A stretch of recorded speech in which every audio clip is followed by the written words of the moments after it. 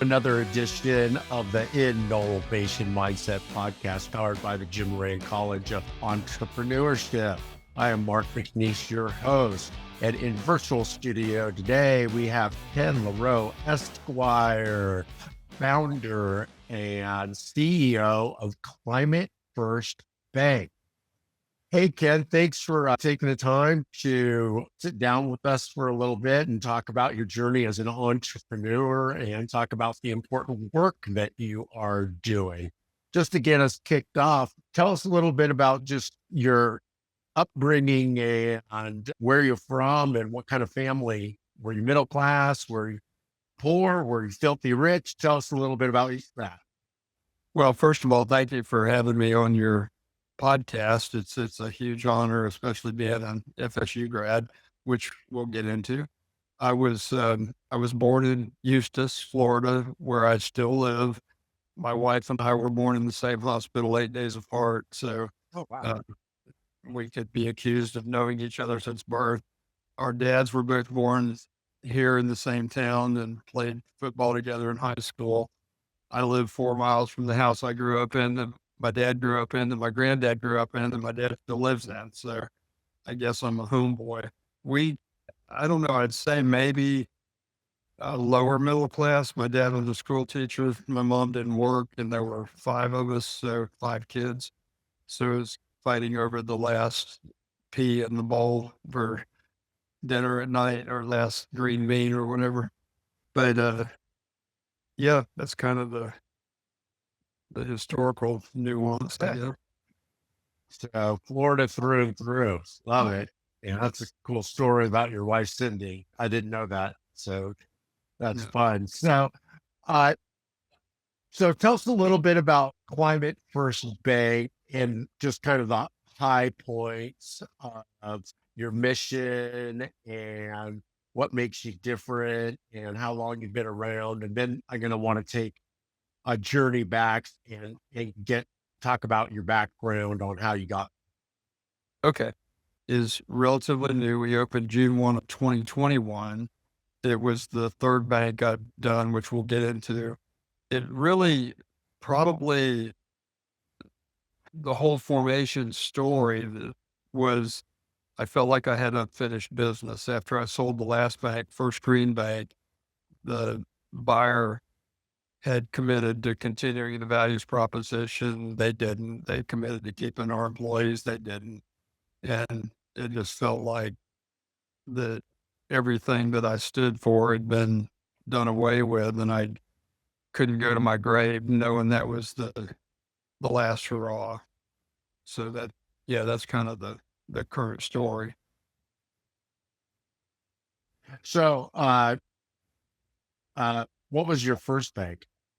My first bank was Florida Choice Bank. I started it in 99 and sold it in 06. And I tell people that was just a typical Florida: started, scale it, exit it, make a bunch of people a bunch of money. And it worked, probably because of just the timing.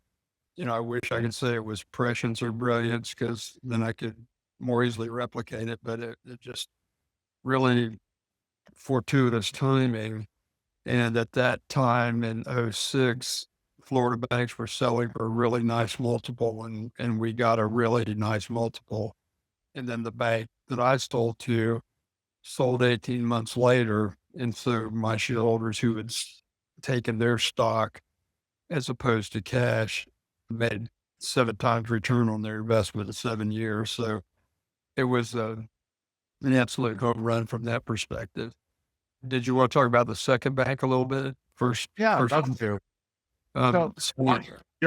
Sorry, let me interrupt. So the first bank, did it have a sustainability focus, or it was just a typical bank? Yep, just a typical bank. Nothing that made us stand out, from anybody else or anything like that. So, in all fairness, it was really part of, my learning journey as a person and an entrepreneur. But no pretense to anything, values proposition. And so when we sold that bank, my wife and I got a mini motorhome. We bought a mini motorhome and traveled around the country. And on that trip, just before we left, my brother gave me Yvon Chouinard's autobiography, Let My People Go Surfing. He's the guy that started Patagonia Clothing. And I read it on the trip and I thought, oh my God, that's it. What was I? I was in my late 40s at that point. And, what do I do for an encore? I want to do something that gives back and doesn't just make a bunch of people a bunch of money. And that really wasn't my core belief system, honestly. When I registered to vote at 18, I registered as a Republican, and I was a Republican until I was 57 years old. And at that point decided, well, the party didn't represent me anymore. So very, very conservative upbringing, very conservative ideology that I held myself. But that book really inspired me to do something different. And my best friend came up with the name First Green Bank, and my wife came up with the logo. And I actually started working on the business plan during that trip. Got back and then filed the application and the business plan in 2008, right when the meltdown was going for. And it was an environmental, supposedly an environmental focus. It's the First Green Bank because I'd always been an environmentalist, but it evolved into much more. And we can talk about that if you want to.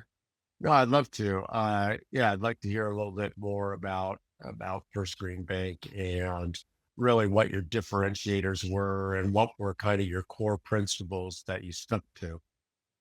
Well, so my concept was what has become known as renewable energy, which is a really dumb name to me because it's just energy, and it's energy that we need to be going to as a species. But so my thought was to be able to finance solar power, especially for consumers, because there was nothing out there. So we developed a product and it just didn't take off. We kept tweaking until we got to where we were finally getting some uptake in it, but it wasn't enough to make a difference. Probably the big change point happened in 2012 when the Global Alliance for Banking on Values invited me to their annual conference in Vancouver. And that's a nonprofit that was started by Peter Blom, who at the time was CEO of Triodos Bank in the Netherlands. So it's a Dutch nonprofit. And I went to that conference. It was just blown away by all of the really cool stuff that was being done worldwide in a lot of areas, not a lot of environmental areas, though. It was mostly social equity, poverty, addressing poverty in the various countries. And I'd sat at a breakout session with CEOs from banks all around the world, including the CEO of Brock Bank in Bangladesh. And at the time they had 8,000 employees. They were doing 8,000 microloans a month. They owned the largest egg farm in Bangladesh. They owned 400 schools. They started the cashless payment system. And that company single-handedly contributed to bringing that whole country out of abject poverty. And I thought, oh my God, I'm not worthy to be sitting here. I've got to up my game. And so that's when we really started addressing what became known as ESG and all of the various ramifications and implications. Interesting. Trying to finance solar power and other green initiatives at the First Green Bank. How many years did you own and run First Green Bank? And when did you sell that and why?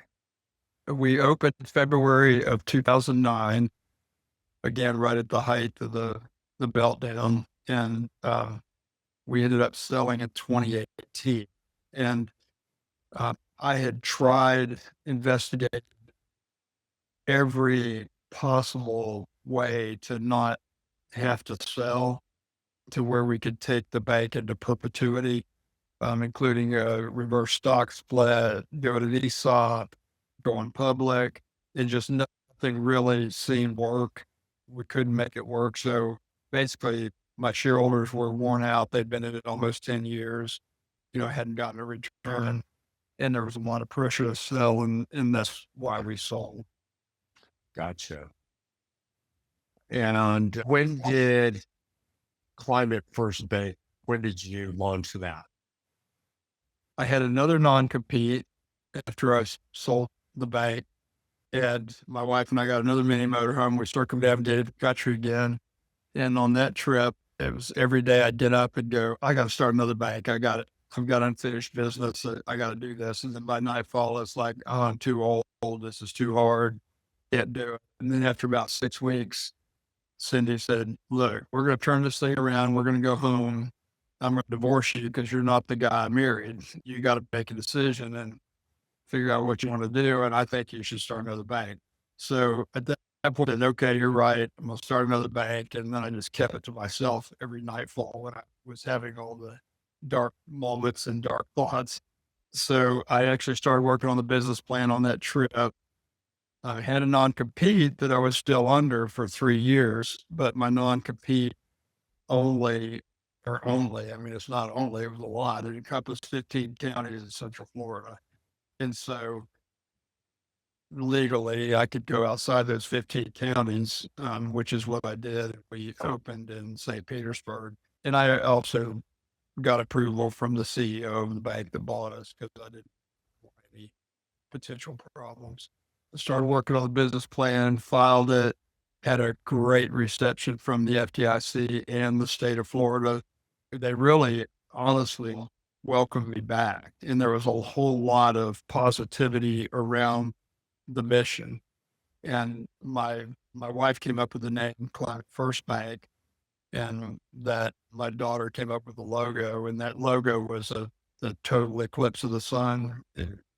Nashville was the epicenter. She lives in Nashville. She took that picture.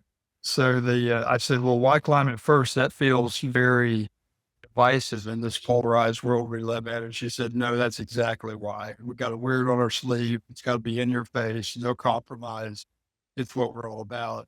And that was the best single decision we ever made, because it informs almost daily what we're about, why we're doing it. That's great. So what kind of key differentiators are there from First Green Bank and Climate First Bank? Well, a number of them. And to add a tiny bit of complexity to the conversation, generally what happens with a startup bank is the bank will start and then they'll later form a holding company, because the holding company is governed by the Federal Reserve and it takes longer to get that approval. So with all my banks, I formed a holding company. With this bank, we formed a holding company, and we don't own just the bank. We own a fintech company also that we started, that we spun out of our tech division within the bank. And the big differentiator is we've written all the proprietary code for our consumer solar lending product and our commercial solar lending product. A customer could literally go in on our website in 3 minutes, do an application, 30 seconds, they have the decision through auto decision and AI, and that have the documents the next day. And without that, you can't really attain scale in that business, because the business is generated by installers that are doing the direct sales to the consumer. Fast forward to today, at First Green, we did a total of about, I don't know, probably $12 million in consumer solar loans. We rolled this out May of 2022, and we've now done almost 300 million. Last month alone, we did $60 million. We put solar on over 8,000 rooftops. We financed over 20 megawatts of solar since we started. That motivates me. That gets me up in the morning, because I feel like we are making a difference. We are actually contributing to atmospheric CO2 drawdown. How impacted or insulated are you from federal and state policy We both live in Florida, uh, and we both live in the United States. We all know that the one big, beautiful bill is stopping the initiatives on December 31st for solar credits and things like that. Are you insulated from this? Is this going to hurt Climate First Bank? What are you guys looking like? How do you think this is going to impact the market? Well, I mean, I wish it wasn't, right? But being in Florida, it's been pretty adverse to any of our initiatives, right? From way, way back. And when they passed House Bill 3 in when did they pass that? 2022 or 2023, that banned ESG, essentially. Right. They specifically targeted financial institutions with that bill. That's a pretty scary thing to do. And I think probably unconstitutional.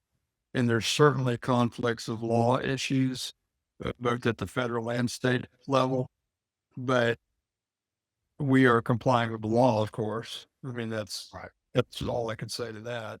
And then as far as the federal stuff, since this administration has taken over, the tax credits will go away December 31st. There's a huge rush, people trying to get it done before then. If they haven't started on the project by today, they're probably not going to make it by December 31st. So it's been crazy busy for everybody involved.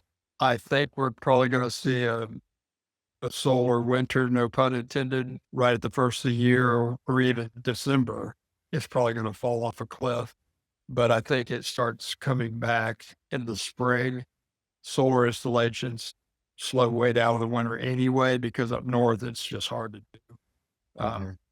But the economics are there. I mean, they're there almost every state in the country. We're licensed to lend in all 50 states, and we've done deals in 44 states. We have loans in 44 states, but we've only got probably 7 states where we're getting significant volume out of. So for us, I think we're fine, because all we got to do is just open up the markets in other states and make up the shortfall.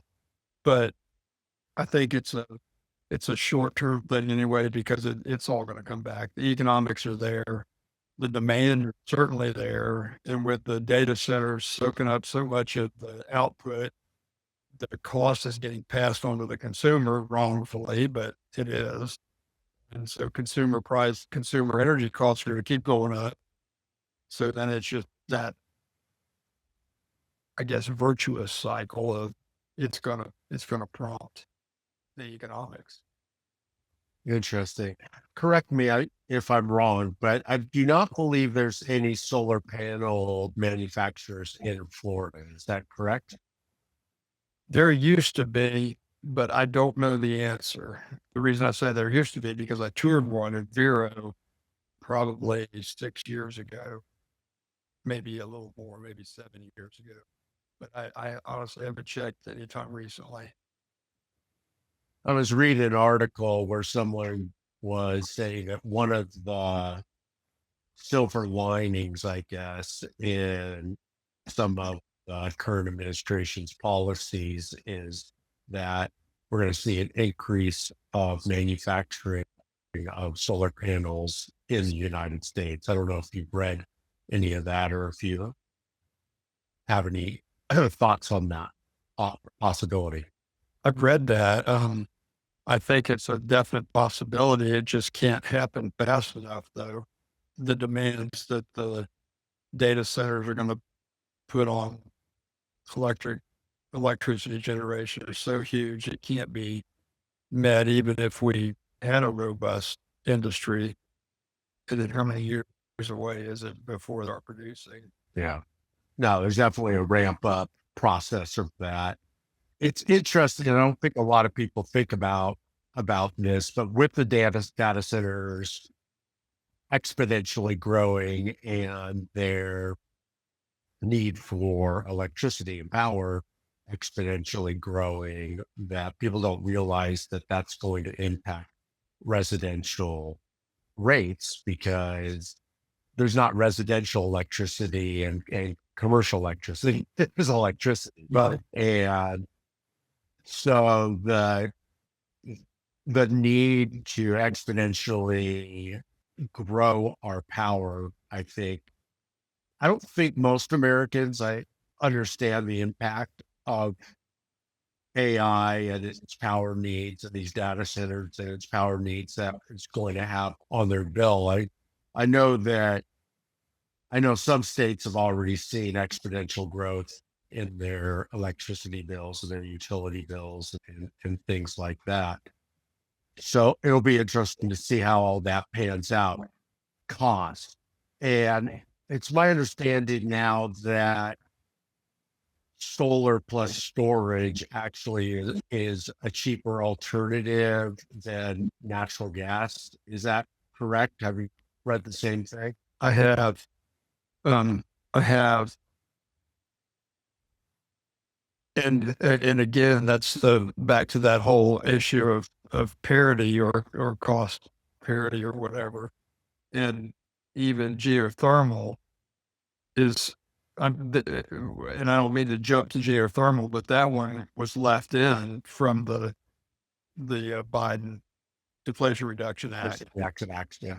Yeah, and so that also got put into Trump's bill, and I don't. Again, that's a pretty heavy ramp up too, but it's not as cheap as natural gas. It won't be for a while. It's a great power source, but it won't be as cheap for a while. But solar certainly is. And then there's the other element on solar, which the general public absolutely does not know, and that's the acquisition costs of of selling the panels. Because in America, it's all done through the installers. The installers very seldom have their own sales force, so they contract with an outside entity who does the phone banks and then sets up the Right. appointments and then they send out their rep.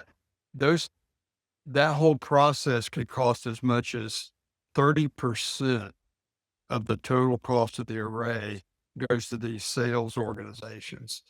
And that's just a total complete waste of money. You know, our cost per watt in America is significantly more than it is elsewhere in the world. And if we had a 30% savings there, and then, 10% here and 10% on permitting, it would be, it would be so much cheaper than any dirty energy that it would make your head spin. I mean, we could be down to a little over $1 a watt and consumers are paying $3 a watt. And you could get it down to a little over $2, but it takes a lot of shopping and pressuring your installer. I find it interesting the current administration's posture against renewable energy on several levels. One thing that's confusing to me is there there seems to be a lack of understanding. It's almost like the administration looks at solar panel or renewable energy as it was 20 years ago and does the calculation based on the price and efficiency of renewable energy 20 years ago, not the current technology. And it's almost like if I invited you over to my house 10 years ago to see the new $4,000 television that I bought, and we could go to Walmart and buy a better television for under $400 today. That's the kind of the way I like, that's the only way I can rationalize it. How do you rationalize a clear economic win or a pushback on a clear economic win, especially when you're America first? Why would somebody not want to have cheaper distributed power that's more reliable? Well, isn't that the question on every every policy decision that's come out of Washington since the Trump administration. And so to me, I have to always go back and revert to, well, we got to follow money, because the answer makes no sense. The question makes no sense. So we got to follow the money. And on this case with renewables, Trump went to the dirty industry, oil predominantly, and said, you get $1 billion and I'll do anything you want. Well, they ended up giving him $500 million and he still did everything they wanted, which was kill all renewables, because they're just trying to perpetuate the completely bankrupt franchise as long as they can. Just milk as many dollars out of it as long as they can. And it goes all the way back to the Koch brothers, who really started this foolishness with a relatively small amount of money way back then. They discovered for $1 million, you can influence policy quite a bit. For $5 million, you can change the whole country. And I think a lot of it is just the attempt to divide the people of our country into camps where they're attacking each other, that it just makes it that much easier to maintain or take control, because none of it makes sense from a rational, scientific, legal perspective.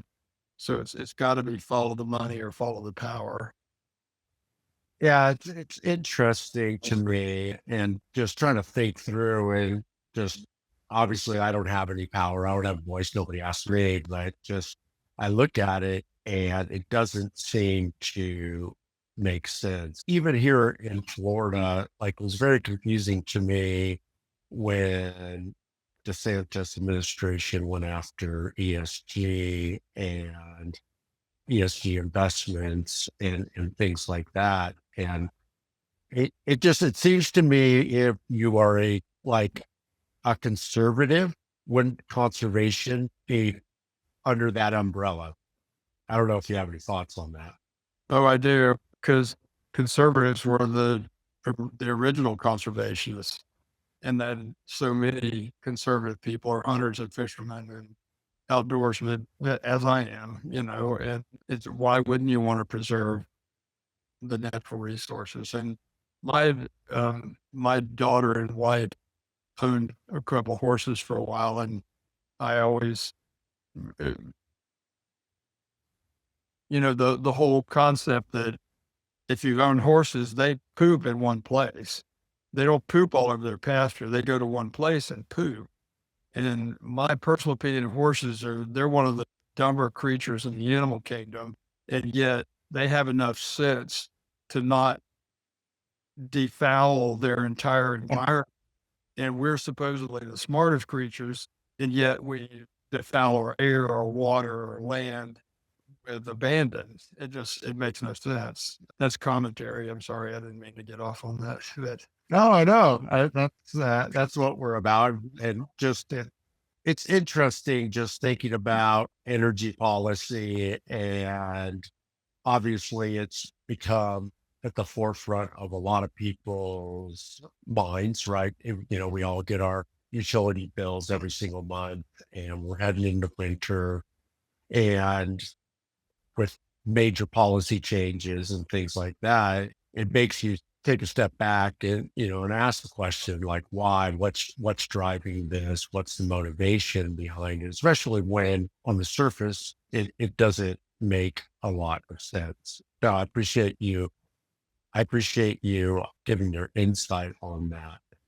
So when you think about Climate First Bank and you think about its impact and future impact, how do you think about that, and what gets you excited about the future? If we distill it to the essence and go back to my wife's initial desires or observations when she named the bank, Climate First Bank, of course, we don't want to abandon anything in the ESG realm, but I personally, my motivation is drawing down atmospheric carbon. I want to save the planet for my grandchildren. I dread the day one of them says, "Grandpa, what was your generation thinking?" And I want to be able to say, well, I don't know what they were thinking, but I know what I was thinking. And that was that I was going to do everything I could to leave you guys a habitable planet. Um, Again, that's what motivates me is drawing down atmospheric carbon. When we hit a gigawatt or a terawatt of power that we've um, helped produce with renewables, that's going to be the happiest day of my life. Hmm. No, that's exciting. I wanted to just touch base really quick on some of the organizations that you are connected with. Probably two I really want to touch on, and then if there's any others that you want to touch on. I wanted to talk about you being a B Corp, and I also wanted to talk about 1% for the planet. Why is it important that Climate First Bank is part or partnering with those two organizations? Why was it important for you to become a B Corp, which is a process? And then definitely why you think it's important to be part of 1% for the planet. For all of it, all of the different nonprofits and almost think of them as rating agencies, we want to validate with vetted processes who we really are. There's a lot of greenwashing out there. There's a lot of values washing out there. And I don't want any part of that. People take shots at us. They're going to continue to take shots at us. But we've done the hard work and we've spent the money to become certified by these different organizations. And the B Labs organization, as an example, has started to really get traction internationally, worldwide for their rating system. More and more people understand it. 1% for the planet, the big reason that I wanted to be involved with 1% of the planet, quite frankly, was Yvon Chouinard, who's my hero. And if it had been for him writing his autobiography, who knows? I mean, I may not have ever had the inspiration to do this. So some of it's to honor his legacy and, give back there. But the other thing is we give a lot to environmental nonprofits anyway. And so it was partly a way of validating that. As I'm pretty sure that we are the only B1 bank in the world, and that's a company that's a certified B Corp and a member of 1% for the planet. But I think we're the only bank. There are other companies, in other industries that are, and the 1% for the planet's a hard thing to do for a bank because we don't have revenue as in, gross revenue. I was going to ask about that actually. Yeah, that's interesting that you brought that up. It's been a learning journey for them and us. We're in constant dialogue with them. Okay, what should the number be? What metric do we measure also? And then another thing, Mark, is we're the only legal benefits corporation in the state of Florida. Bank. Legal benefits bank. There are other legal benefits corporations, and then some of the banks that are members of Global Alliance for Banking Values are benefits corporations in their states. But that's another organization that we're proud to be a member of, and they have very strict membership and renewal requirements to become a member of a Global Alliance. And there's, I think, 17 members in North America, which is the US and Canada. So it's not many. And there's not many others that could qualify, honestly. There may be 25 financial institutions in North America that could qualify total, including the current members. Just shifting gears really quick to the future of consumer solar power. Do you see a future where community solar is going to become prominent, or do you think it's going to continue to be rooftop? How do you envision the future unrolling? Or is it going to be utility companies that just go all in on solar? I think it's all of the above. I just don't know what shakes out as the percentages, what shakes out with the pie chart. We've done some community solar finance up in the Northeast. There isn't in Florida because we don't have power purchase agreement. It's not legal in Florida. We've done them in states where it's legal and where it works, and it works great when you can do it. The scale stuff, the utility scale stuff is, we see it here in Florida. You're just driving down the interstate or driving down the turnpike or whatever. And that's pretty cool. And I think that'll continue because it is an affordable source of power. And then the rooftop I don't see it abating at all. I see it increasing. And then the better stuff gets, the higher output the panels are, the cheaper batteries become, which they're, it's going to start dropping quite a bit. Yeah. I remember watching Elon Musk's Solar City reveal where he was going to have the roofing tiles be I thought that was so cool. And I'm so sad that hasn't happened yet. I know that some companies have got closer to it, but I think of that, at least me personally, I think when people can basically replace their roof tiles with solar tiles, that's going to be a really big step. Really big step. And it's still out there. They're still doing it. They're just it's not a lot of volume, but it's super expensive. And that's the only impediment. So it's going on only high-end houses.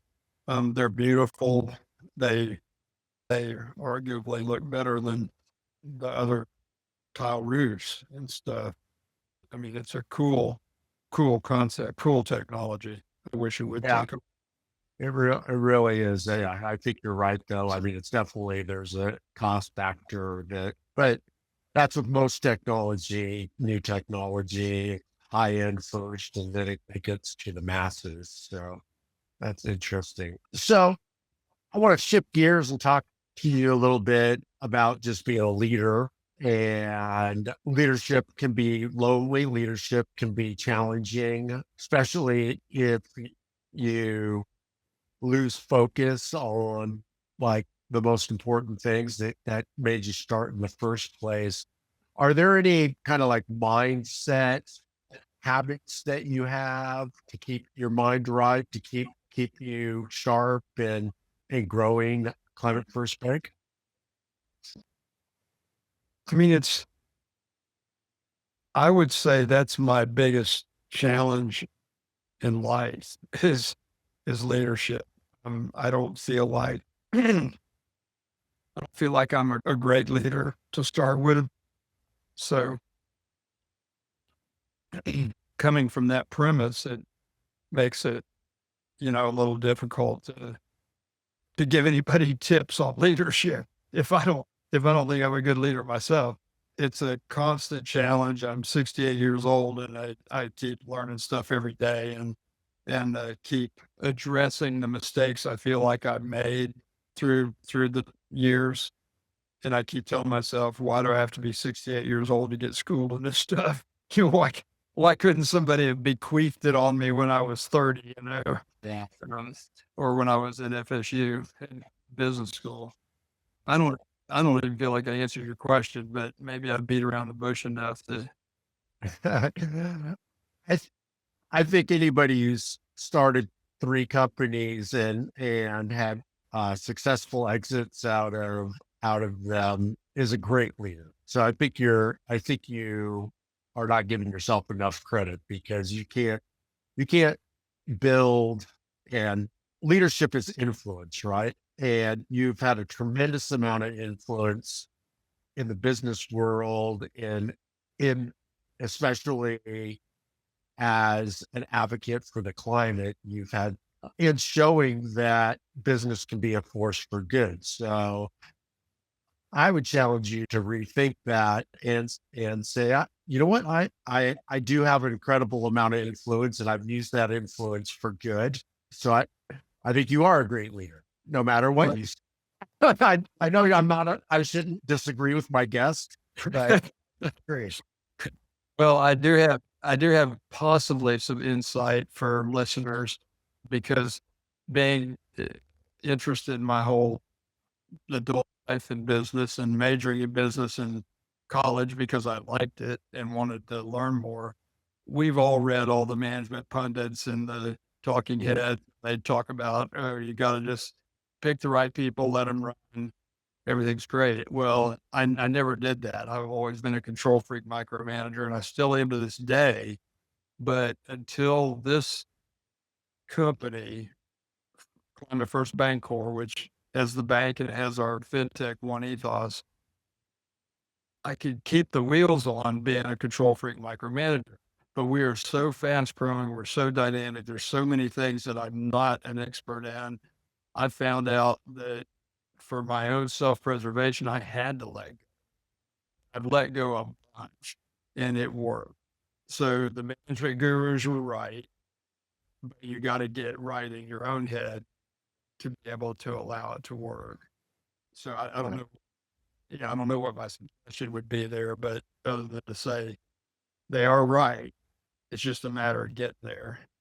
Yeah. And I mean, if I could try to sum it up, one thing that was said to me many years ago, is leaders are learners. And as long as you keep on learning, and that's the prerequisite to be a leader. I heard a story about a professor once who would never give the same lecture twice and was just loved to read and have new information. And one of the students asked them, why do you read so much? Why are you always constantly learning? You're a doctor of whatever.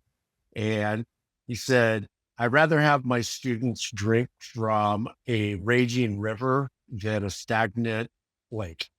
And I just thought that was such beautiful imagery. And I think that's a good imagery of just being a learner and drinking from a river instead of or a pond or something like that. Right. A stagnant puddle. Stagnant puddle. So nobody wants to drink from that. Right. I wanted to ask you with policy changes and challenges and stuff, I wanted to ask you about your thoughts on the different pathways, I guess, that people can go solar.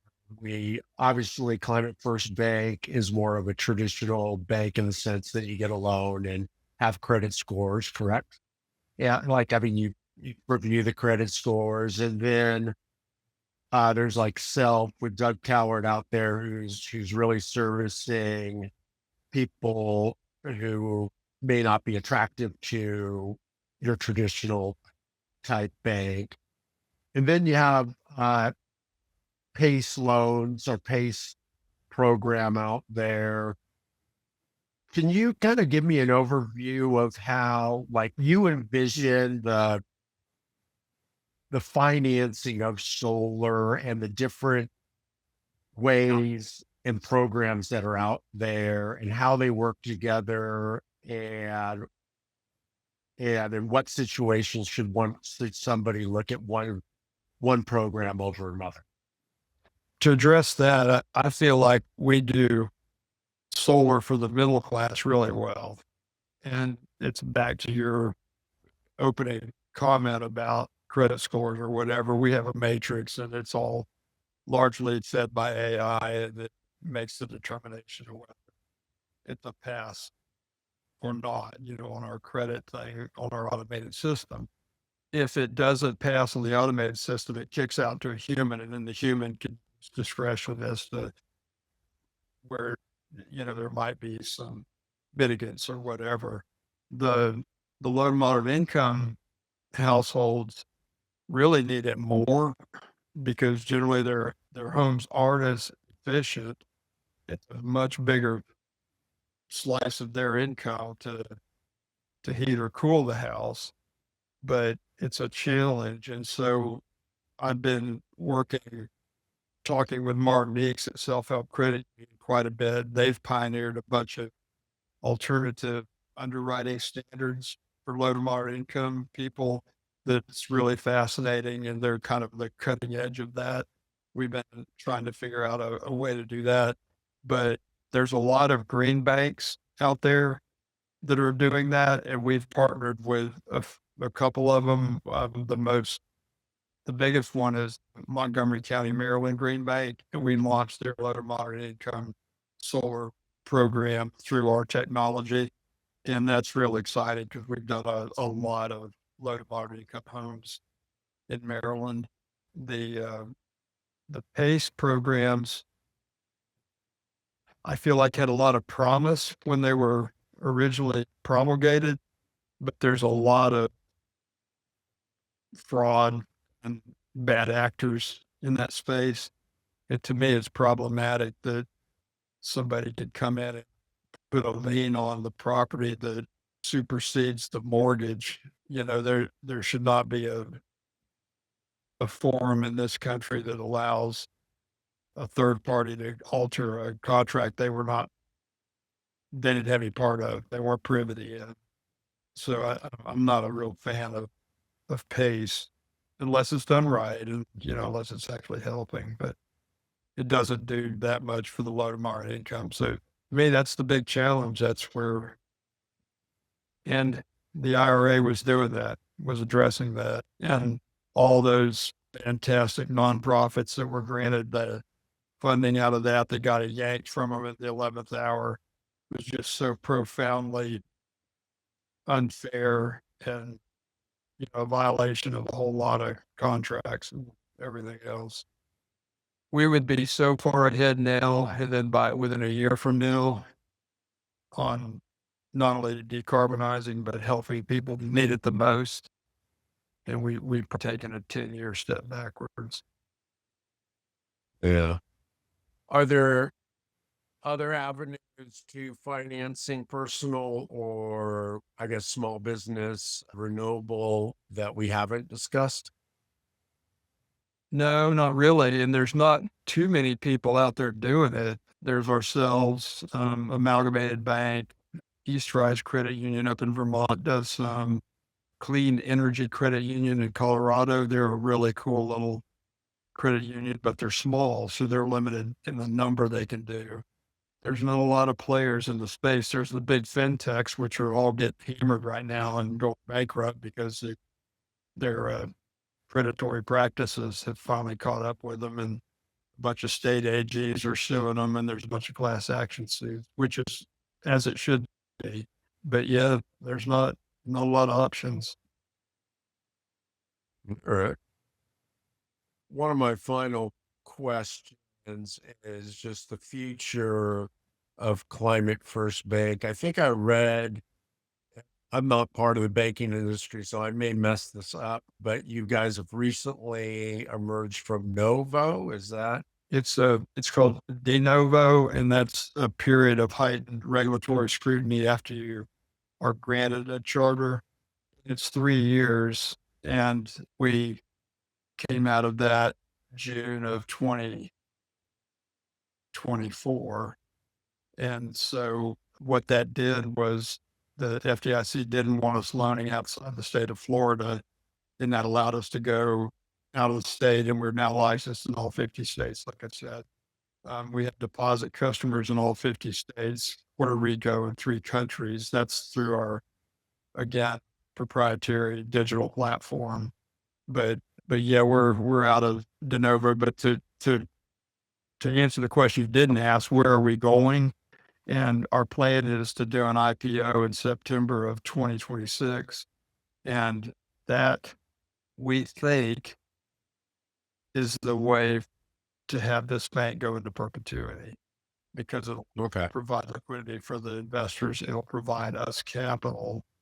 And we think there's enough protections with the benefits corporation form of governance. And there's just not a lot of, well, hardly any or never hostile takeover stuff in banking anyway. I mean, you can get a dissident shareholder and have to deal with them. But in banking, it's really difficult to have any shareholder over 24.9%. It's really difficult.